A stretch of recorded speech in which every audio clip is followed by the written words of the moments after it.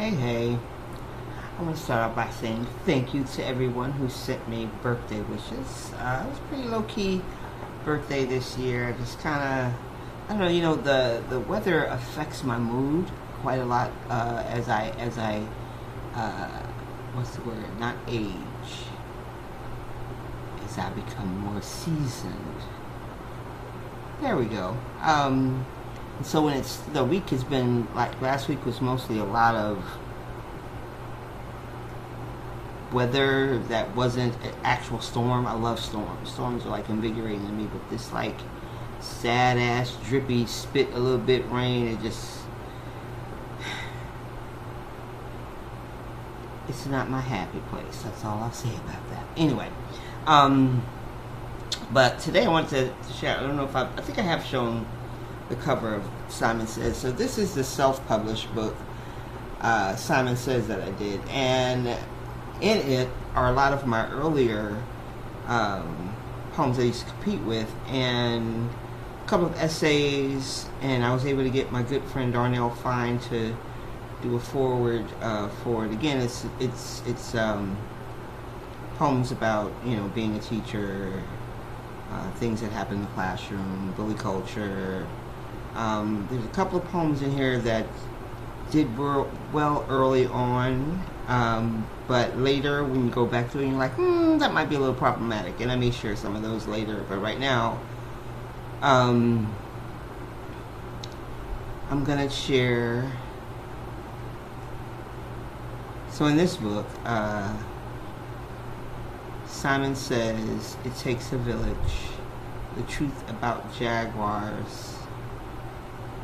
The Belt and Owner's Manual, Home for Maya, and Damage Control" are the poems that I have slammed in here. I think I only did Damage Control once,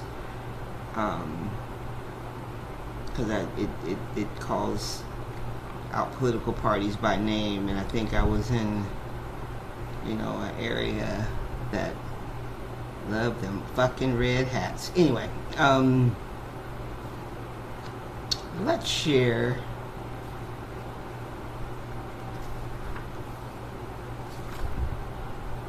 well, I had a lot of fun writing this book. It's interesting. Okay, we're gonna do out of here we're gonna do Simon Says. So Simon Says, which is the title of this book, because the whole idea of this book is like the way we play this game. Simon Says, if I do what Simon says, I'm going to be successful, right? And so this idea that like, if I do what the teacher says, this idea that I'm going to be successful if I do that. And this is my nephew Riley, and if I've heard this story before, move along, it's okay. But this is Riley on his first day of school, and he actually has graduated from high school now, and I asked him about his first day, and he said, they were trying to bully me, auntie. They were calling me pretty. I was like, is that bullying? They were telling me my hair looked like it was a girl's hair, and I said, so what did you do? He said, I told him I can move trees with my mind, and that is what I knew we were indeed related. Because that's some wild shit to say to a bunch of 5-year-olds. Just imagine their heads blowing up. Anyway, so in the poem Simon Says, I'm trying to do a lot of things. So the conversations that happen in this poem actually happen.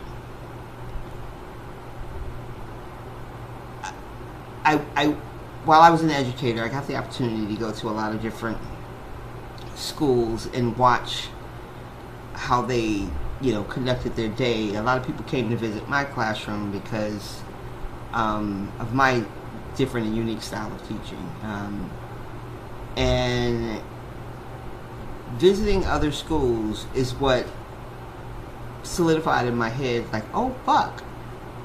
Bully culture, a lot of it comes directly from the teacher.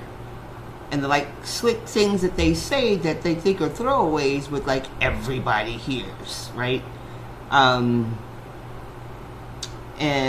yeah. So this is Simon Says.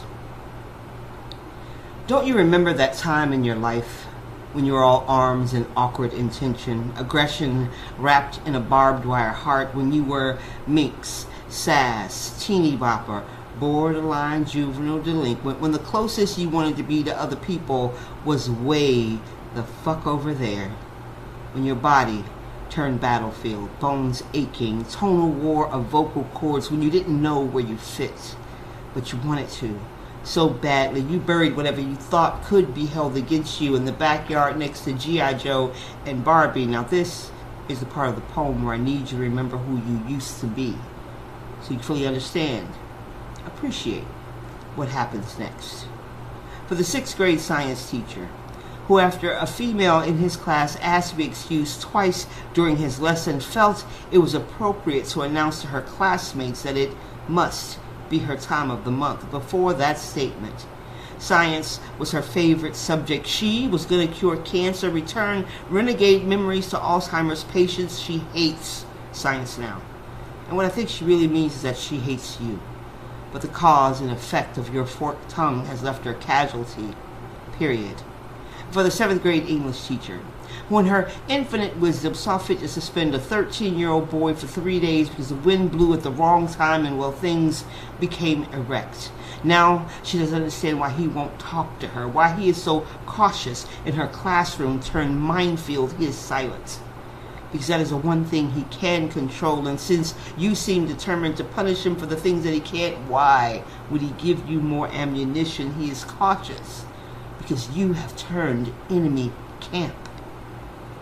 Now you want to scream zero tolerance. Like that's synonymous with hijack your own common sense. I have zero tolerance policy in my classroom. Talk during one of my tests. Watch me hand grenade launch your efforts into the nearest spherical filing receptacle. But in 2009, when Simon stood erect, slammed a pencil on his desk in the middle of one of my math tests and said, "Miss Theresa, I'm just saying, if Freddie Mercury were alive today, we would not be at war with Iraq." And I think 3 thoughts simultaneously. First, I think he knows who the fuck Freddie Mercury is. Second, I think his parents are awesome because he knows who Freddie Mercury is. And third, I think he could be right. Who am I to punish him for his insight when teaching our children? We have to remember that we were once one of them, and shaming them about these bodies they are trying to invade, these voices they are struggling to own, it will not win us their trust. It will only render us untrustworthy. So educators, choose your battles.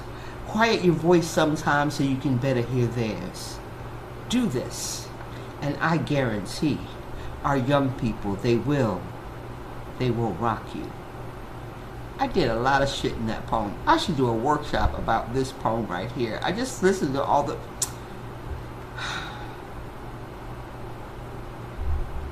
I still like this poem. And I think it's still relevant. But, you know, now we have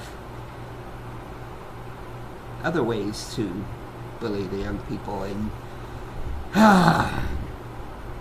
all that stuff. Anyway, thanks again for the birthday wishes, and I'm looking forward to putting some of these poems back in the world in the form of a book soon. Thank you all so much. Good talk.